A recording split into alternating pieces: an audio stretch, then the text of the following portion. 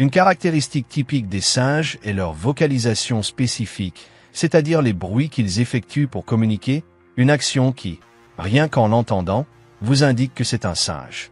Parmi ceux-ci, la puissance de ce son varie selon l'espèce, mais les plus connus pour être les plus puissants sont les singes hurleurs, le singe hurleur roux étant le plus bruyant de tous.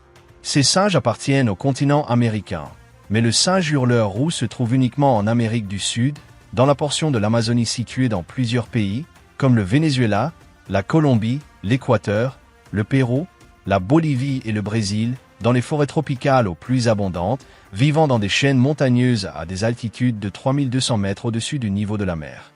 Ce sont des mammifères appelés singes du Nouveau Monde, en raison du type de nez, ou ils sont appelés platyrrhiniens, car il est en position latérale, avec les narines orientées vers l'avant, avec de longues queues parfois préhensile, et appartenant au genre Alouata, c'est-à-dire les singes qui hurlent, comprenant 3 sous-espèces. Ce sont des singes d'une taille de 49 à 72 cm de longueur de corps, avec une queue pouvant mesurer près de 75 cm, c'est-à-dire que leur queue tend à être plus longue que leur corps, pour un poids de 4 à 9 kg. Comme leur nom l'indique, ce sont des singes d'une tonalité rousse avec de légères ombres, surtout sur le visage, qui changent avec l'âge. Leurs têtes ovales présentent un prognatisme, c'est-à-dire que la mâchoire dépasse du maxillaire. Elle est plus développée, formant notamment un angle, la région de la mâchoire qui se forme et se connecte à la branche, la partie qui s'emboîte dans le crâne, est extrêmement développée, ce qui forme une caisse de peau qui amplifie leur bruit. On pense que le développement des muscles masséters y contribue également. Ajouté à un os hyoïde élargi, cela lui permet d'effectuer des vocalisations très puissantes, ce qui en fait l'animal terrestre le plus bruyant avec environ 140 décibels. Pour ne pas devenir sourds, ils ont la faculté, lorsqu'ils crient, de gonfler une vésicule qui recouvre leurs oreilles à l'intérieur. Leur longue queue est préhensile, ce qui leur sert de membre supplémentaire aux 4 qu'ils possèdent pour s'agripper, préférant se déplacer de manière quadrupède à 80%. Étant allongée, elle leur permet de se déplacer sans grand problème dans les arbres. Le dimorphisme sexuel, outre la plus grande taille et le poids des mâles, peut être déterminé par le fait que les mâles développent une plus grande hypertrophie des muscles masséters. Ce sont des singes diurnes et par leur anatomie, ils sont principalement arboricoles. Ils forment des groupes relativement grands de 10 congénères, où 1 ou peut-être 2 d'entre eux sont des mâles. Ils consacrent un temps considérable, c'est-à-dire 6 heures par jour, à se nourrir, mais leur plus grande activité est de se reposer dans la canopée des arbres jusqu'à un maximum de 14 heures, mais cela dépend des saisons des pluies. S'il y a beaucoup de précipitations, ils marcheront plus et se reposeront moins. Ils communiquent par des vocalisations effectuées en chœur, atteignant jusqu'à 5 km de distance. Elles sont normalement produites par les mâles ou du moins ceux qui ont le plus de potentiel, dans le but d'être entendus par d'autres groupes pour qu'ils répondent, afin de connaître leur localisation précise et ainsi éviter une dispute inutile entre troupes. Mais ils ont aussi une habitude très singulière. Quand il pleut, surtout de manière bruyante et tonitruante, ils se mettent à hurler. On pense que cela est dû à une réponse à la peur que leur provoque le son assourdissant de l'eau qui tombe.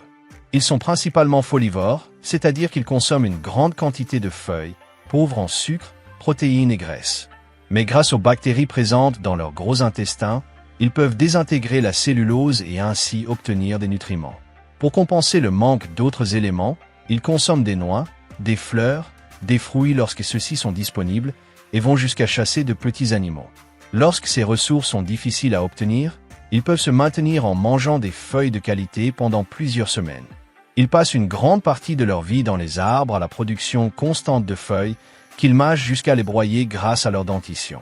Si nécessaire, ils font partie des rares espèces de leur famille à descendre au sol pour manger, complétant ainsi les carences en minéraux qu'ils pourraient avoir. Leur reproduction est régie par le harem, c'est-à-dire qu'un mâle attire les femelles de son groupe pour se reproduire avec elles. Les chaleurs surviennent à n'importe quelle période de l'année, bien que dans certaines régions, on ait observé une saisonnalité entre les mois de décembre et janvier. Il existe une compétition très féroce à ces moments, car la population est très déséquilibrée. Un mâle accapare un groupe de femelles considérable dans certaines régions, et certains mâles solitaires qui ont été expulsés de groupes tenteront de se reproduire avec les femelles de celui-ci ou d'y être acceptés, en vainquant le patriarche. La parade nuptiale peut venir de n'importe quel sexe, les femelles ayant un comportement plus agressif. Elles s'approchent et bougent leur corps rythmiquement. Si le mâle répond de manière similaire, ils se reproduiront. Sinon, elle ira à la recherche d'un autre. La période de gestation est de 6 mois et 3 semaines, donnant naissance à un seul petit, qui devient le centre d'attention du groupe, surtout des femelles qui n'ont pas eu de descendance, généralement âgées de moins de 7 ans. Elles sont extrêmement douces avec les nouveau-nés, s'en occupant, jouant avec eux, leur permettant de grimper sur leur dos et les encourageant à ramper. On sait aussi que les mâles tolèrent les facéties des petits. La mère s'occupe des soins primordiaux et de leur déplacement, le petit s'agrippant à son ventre. Sa queue n'est pas préhensile durant les premiers mois, mais à l'âge de 2 mois, il a déjà assez de force pour soutenir son corps. La mère les nourrit pendant 10 mois. En atteignant la maturité sexuelle, les mâles de 7 ans sont expulsés du groupe, tandis que les femelles de 5 ans peuvent y rester ou migrer vers un autre pour être acceptées. Leur espérance de vie moyenne à l'état sauvage est de 25 ans. La plus grande mortalité infantile est due aux mâles qui parviennent à conquérir un groupe, où l'on estime que moins de 25% survivent. Leur plus grand prédateur peut être la harpie féroce, qui les arrache des arbres lorsqu'ils se déplacent sur les branches avec moins de feuillage. Sur Terre, ils peuvent être victimes des jaguars, mais cela peut varier. En captivité, on estime également leur espérance de vie à 25 ans.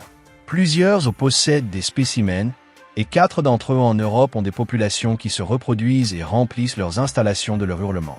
Il est classé dans la catégorie de préoccupation mineure. Son plus grand danger est la perte de son habitat, qui a causé un déclin démographique, bien que son territoire ne soit pas fragmenté. De plus, dans certains endroits, il est chassé pour sa viande, mais c'est très rare et dans quelques régions seulement. Ce sont les principaux contrôleurs du feuillage dans la région, ce qui aide les arbres qui n'ont pas encore atteint de grande hauteur à recevoir les rayons du soleil pour grandir, car plus un arbre est touffu, plus l'ombre qu'il projette est grande, empêchant les autres autour de pousser. Il dissémine aussi des graines, mais en moindre quantité que d'autres animaux.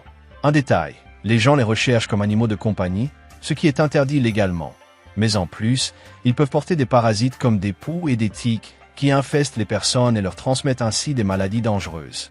Un animal qui pourrait vous rendre sourd s'il hurle près de vous. Mais avec leur voix, les jungles deviennent un endroit unique, surtout sous la pluie. Voilà le singe hurleur roux. J'espère que la vidéo vous a plu. Si c'est le cas, mettez un like. Si vous connaissez quelqu'un à qui cela pourrait plaire, partagez-la sur vos réseaux sociaux et n'oubliez pas de vous abonner si vous aimez les animaux. Si vous avez une question, une suggestion ou simplement quelque chose à commenter, n'hésitez pas à le faire dans la boîte de commentaires. De plus, si vous êtes un grand fan de cette chaîne, activez la cloche de notification pour être parmi les premiers à voir les vidéos. Je vous laisse mes réseaux sociaux pour me suivre. Sur Facebook, je publie quelques vidéos et choses intéressantes. Sur Instagram, je publie des photos de choses intéressantes. Et sur Twitter, vous pourrez voir un résumé de toute mon activité que vous trouverez dans la description de cette vidéo. J'ai aussi une page Patreon où les gens peuvent sponsoriser ce projet pour qu'il grandisse beaucoup plus vite. Vous pourrez voir la récompense qui vous convient le mieux ou qui vous plaît, également dans la description. Pour toutes les personnes qui ne comprennent pas l'espagnol, je vous rappelle que vous pourrez profiter de toutes les vidéos sous-titrées en anglais, allemand, français, italien, coréen, japonais, portugais, russe et hindi. Passez aussi sur ma chaîne City Gamer où je publie des gameplays, des personnages de comics et pratiquement toute idée qui me vient pour en faire une vidéo. Merci beaucoup d'avoir regardé cette vidéo. À bientôt.